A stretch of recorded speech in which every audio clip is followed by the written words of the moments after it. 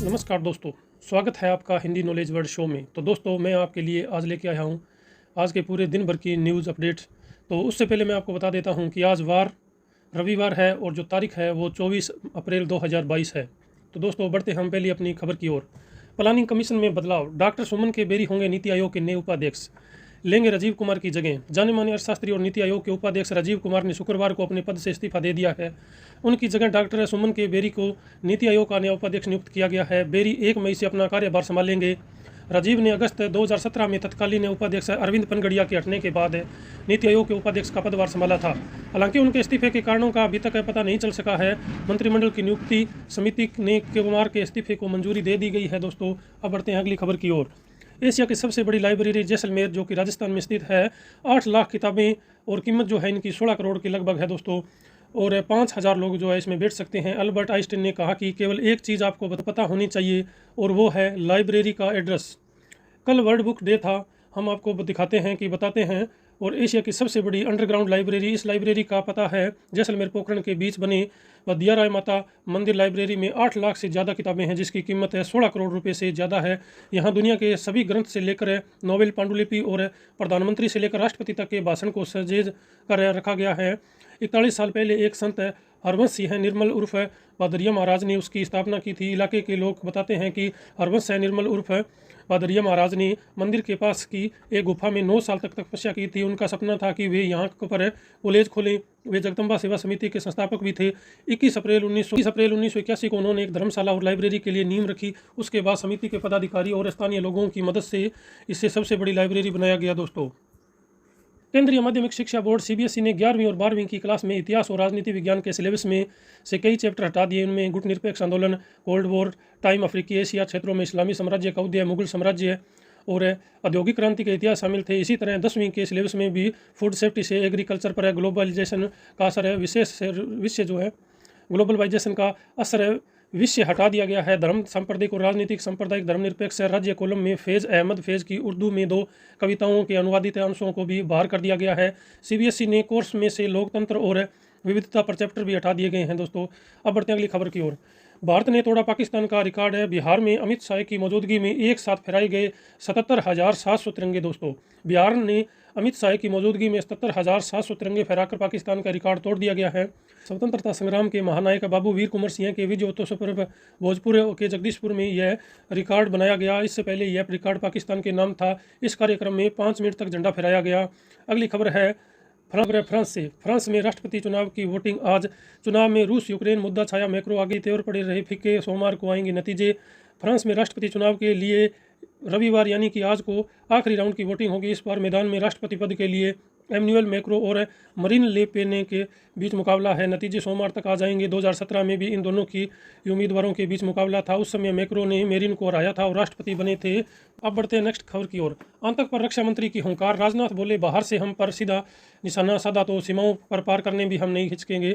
रक्षा मंत्री राजनाथ सिंह ने कहा कि सीमाओं के बाहर से देश पर निशाना साधने वाले आतंकियों से निपटने के लिए भारत सीमा पार करने से वे नहीं हिचकेगा। राजनाथ यहाँ 1971 में भारत पाक युद्ध के वीरों के समान समारोह में बोल रहे थे। उन्होंने कहा कि सरकार देश से आतंकवाद को खत्म करने पर काम कर रही है। भारत में सफल रहा है कि आतंकवाद से सख्ती से निपटा जाएगा। उन्होंने कहा कि पश्चिमी सीमाओं की अपेक्षा देश की पूर्वी सीमाओं पर इन दिनों शांति और स्थिरता है, क्योंकि बांग्लादेश मित्र देश है, वहाँ से घुसपैठ की समस्या लगभग खत्म हो गई है। दोस्तों, अब बढ़ते हैं अगली खबर की ओर।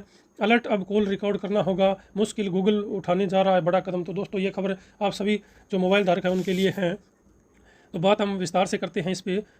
कॉल रिकॉर्डिंग को लेकर कई लोग बहुत बेचैन रहते हैं। गूगल प्ले स्टोर पर फ्री में की गई सारी कॉल रिकॉर्डिंग वाले ऐप्स भी उपलब्ध हैं। हालांकि पिछले कुछ महीनों ने गूगल ने कॉल रिकॉर्डिंग शुरू होते ही यूजर्स को अलर्ट देना शुरू कर दिया था और अब खबर है कि कंपनी इसे पूरी तरह से बंद करने जा रही है। इसकी शुरुआत 11 मई 2022 से होगी। आइए समझते हैं पूरे मामले जो है वो क्या है। गूगल जल्द ही जारी करेगा नया अपडेट। एक रेडिट यूज़ के दावे के मुताबिक गूगल जल्द ही एक अपडेट जारी करेगा, जिसके बाद एंड्रॉयड फ़ोन में कॉल रिकॉर्डिंग बंद हो जाएगी। बता दें कि आईफोन में कॉल रिकॉर्डिंग की सुविधा पहले से ही नहीं है।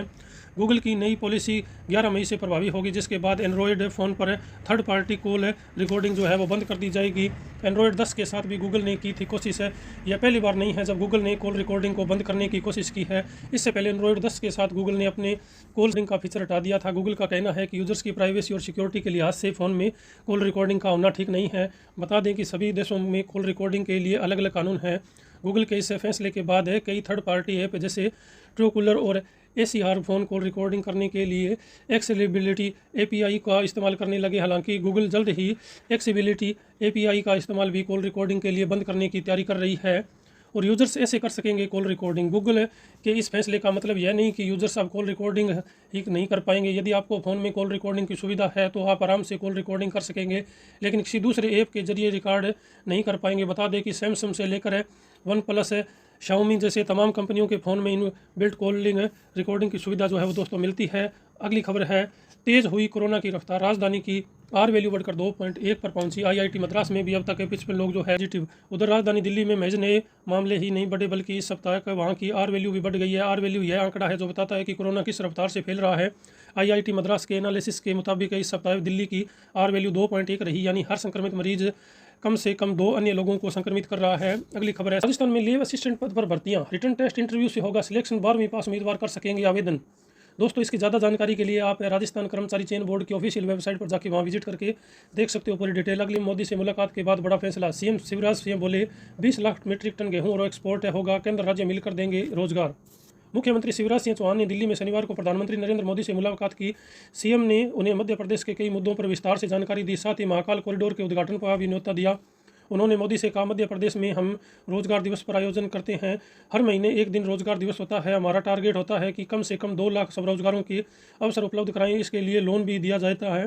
केंद्र और राज्य सरकार दोनों मिलकर रोजगार के अवसर बढ़ाएंगे। मुलाकात के बाद शिवराज ने कहा, PM से गेहूं के निर्यात को लेकर भी चर्चा हुई। मध्य प्रदेश इस बार 20 लाख मीट्रिक टन गेहूं और निर्यात करेगा। और अगली खबर है दोस्तों, गर्मी में बूंद बूंद को तरसेंगे ग्रामीण। तो ये खबर जो है हरियाणा से, रेवाड़ी के कहाड़ी गांव में लोगों ने लगाया जाम, 1 माह से पीने का पानी नहीं मिला। हरियाणा में गर्मी बढ़ने के साथ ही जल संकट भी गहराने लगा है, खासकर ग्रामीण इलाके में पानी की कमी ज़्यादा ही हो रही है। शनिवार को रेवाड़ी के गांव कहाड़ी में ग्रामीणों ने बरेली मार्ग पर जाम लगा दिया। मौके पर पहुंची पुलिस ग्रामीणों को समझाकर जाम खुलवाया। दोस्तों नेक्स्ट खबर है बिहार से। बिहार में 15 जून तक आ जाएगा मानसून, हिंद महासागर की गर्मी का दिखेगा असर है, इस बार सामान्य से अधिक बारिश। अगली खबर जो दोस्तों है वो आपके लिए बहुत जानना जरूरी है, सावधान, बगैर OTP साइबर क्रिमिनल्स निकाल रहे हैं रुपये। अपराधियों ने बदला ट्रेंड, एनीडेस्क और टीम व्यूअर जैसे क्विक स्पॉट ऐप को बनाया हथियार है। तो दोस्तों अगली खबर जो है वो है आपके लिए बहुत ही इंटरेस्टेड है, बिहार से। बिहार चाय पीने के लिए पायलट ने रोक दी ट्रेन, सिवान सहायक लोको पायलट ने लाकर दी चाय, तब ट्रेन आगे बढ़ी। तो सौ की बहुत बड़ी चीज़ है दोस्तों, है ना, बड़ी इंटरेस्टेड बात। सस्ता हुआ घर खरीदना, बैंक ऑफ बड़ौदा ने होम लोन की ब्याज दर में कटौती की, अब 6.50% पर मिलेगा कर्ज। बैंक ऑफ बड़ौदा ने होम लोन की ब्याज दर में कटौती की। बैंक ने होम लोन पर ब्याज दर 6.75 से घटाकर 6.50% सालाना कर दी है। बैंक ने कहा है कि होम लोन पर ब्याज की नई दर 30 जून 2022 से लागू रहेगी। रिलायंस फ्यूचर ग्रुप डील, अब मुकेश अंबानी ने नहीं होंगे बिग बाजार स्टोर फ्यूचर्स ग्रुप के साथ 24,713 करोड़ की डील से पीछे हटी रिलायंस। बात करें हैं दोस्तों इधर शेयर मार्केट से, तो गोल्ड सिल्वर वीकली अपडेट। इस हफ्ते सोने चांदी की कीमतों में बड़ी गिरावट देखी गई। सोना जो है 1116 और चांदी जो है 3225 रुपये सस्ती हुई। उधर क्रिप्टो प्राइस अपडेट जो है वो है, क्रिप्टो मार्केट में कल शनिवार में भी गिरावट जारी। बिटकॉइन 64,000 और इथेरियम में 3,000 रुपये से ज़्यादा फिसला। दोस्तों अब खाने के तेल की भी कीमतें बढ़ेगी। इंडोनेशिया ने पाम ऑयल के निर्यात पर लगाया बैन, भारत में बढ़ सकती है इसकी कीमतें। टाटा मोटर्स की कारें फिर महंगी, वेरिएंट और मॉडल के आधार पर कीमतों में 1.1% का इजाफा, लागत बढ़ बताई वजह। यह कीमतें कल यानी 23 अप्रैल 2022 से लागू होगी। ये कीमतें कल यानी 23 अप्रैल 2022 से लागू हो गई। हालांकि कौन सा मॉडल कितना महंगा होगा इस बात की जानकारी कंपनी ने नहीं दी। कंपनी कीमतें बढ़ाने के पीछे की वजह बढ़ती महंगाई लागत को बताया है। दोस्तों तो दोस्तों आज की वीडियो आपको कैसी लगी? अगर वीडियो अच्छी लगी तो इसे लाइक और शेयर करना। Thank you for watching video, take care and good bye.